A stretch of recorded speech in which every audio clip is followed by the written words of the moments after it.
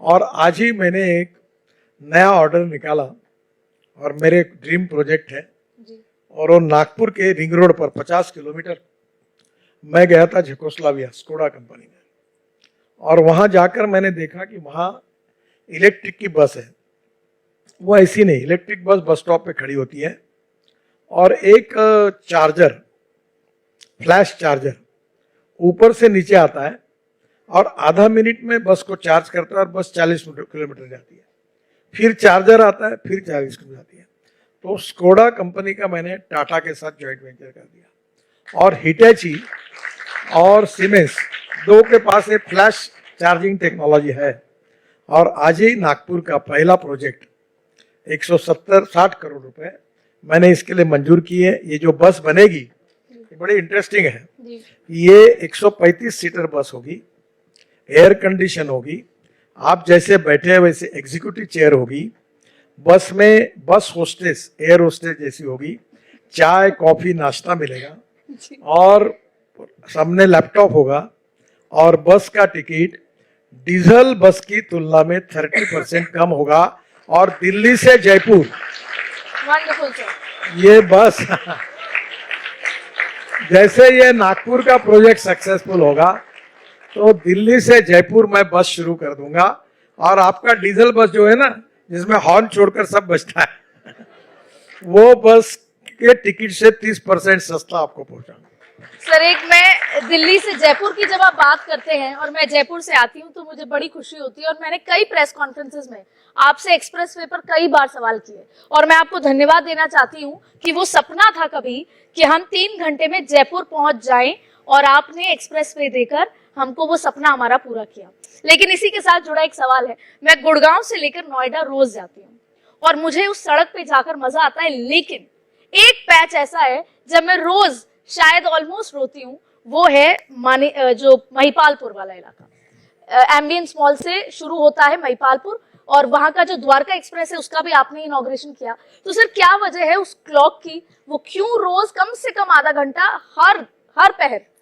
थोड़ा मैं दिल्ली का जानकार कम हूँ जी, तो एक आधी गलती हो सकती है। जी जी सर, आपने आपको बता रहा हूँ क्या है। आप पानीपत से जब निकलती है जी, तो राइट हैंड में पलट जाओगी तो UR2 10,000 करोड़ का हमने लगभग बना लिया। हाँ।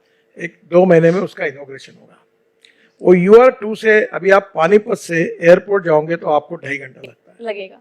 मैं आपको 3 महीने के अंदर पानीपत से एयरपोर्ट 25 से 30 मिनट में लेके आऊंगा।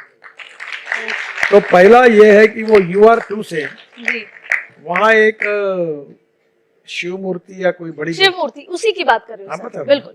वहाँ 8 ऐसे ये है जहां से हम नीचे आएंगे। हमने एक आर्टिफिशियल टनल बनाई जी, और ये द्वारका एक्सप्रेस हाईवे तो स्टेट ऑफ आर्ट अभी आधा ही हुआ है। बिल्कुल आधा हुआ है। अब उसका क्या होगा, गुड़गांव से आप आओगे मेन रोड से और इधर पानीपत से आओगे UR2 से, आप द्वारका एक्सप्रेस हाईवे से एयरपोर्ट के नीचे में जाकर एक तो आप बाहर ये जो धौला कुआ की तरफ जो हाईवे आता है उधर निकलोगे, वो जो मॉल बोला आपने जिसका नाम, उसको छोड़कर और डायरेक्ट इधर आओगे। और दूसरा वहां से डायरेक्ट T3 पे अंदर से एयर स्ट्रिप के नीचे से टनल बनाकर अंदर चले जाओगे तो बराबर ट्रैफिक एकदम आधा हो जाएगा।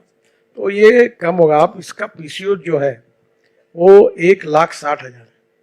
ये आधा ट्रैफिक द्वारका एक्सप्रेस कम होगा, पर उससे आपको रिलीफ मिल जाएगा, पर 5-10 साल के बाद फिर प्रॉब्लम आएगा। सर, पर आपको इस बात के लिए कई लोग कहते हैं कि हमने चिट्ठी भी लिखी, ट्वीट भी करा, जो पुरानी सड़कें थी अब उनमें खड्डे या कुछ मरम्मत की जरूरत, कुछ तकलीफें, ऐसे कोई फीडबैक आपके पास आया है? मेरे को फीडबैक आया। प्रॉब्लम क्या होता है, किसी भी रोड को अच्छा बना तो मुझे जिम्मेदार पकड़ते और गड्ढे पड़े तो मुझे जिम्मेदार। मैं केवल नेशनल हाईवे का मंत्री हूँ।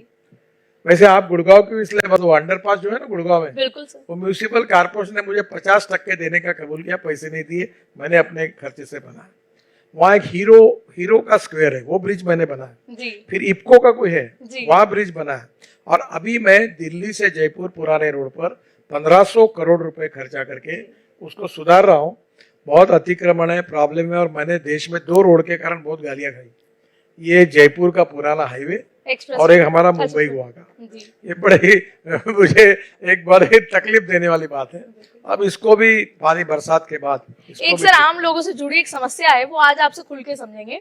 टोल, सड़कें अच्छी हैं तो टोल महंगा है, और ये अगर एक्सप्रेस वे का ही जिक्र करें, और जब भी इंस्टाग्राम खोलते हैं हमें वो टोल के मीम्स नजर आते हैं। तो मैं ये समझना चाहती हूँ कि टोल को लेकर जिस तरीके से लोगों में एक बात आई है कि जब सड़कों 2 साल हो गए, इनका मुआवजा पूरा हो गया, फिर भी टोल लिया जा रहा है, सर असल में मुद्दा क्या है टोल को लेकर? ये इसका जन्मदाता मैं हूँ जी अगर बिल्कुल इसमें अच्छी बुराई को, जब मैं महाराष्ट्र में मंत्री था जी तो पैसे नहीं थे सरकार के पास, तो मैंने मुंबई में 55 फ्लाईओवर्स बनाए। जी आप कभी मुंबई जाओगे तो समुद्र में एक ब्रिज बना है वर्ली बांद्रा, बिल्कुल सर, वो मैंने ही बनाया।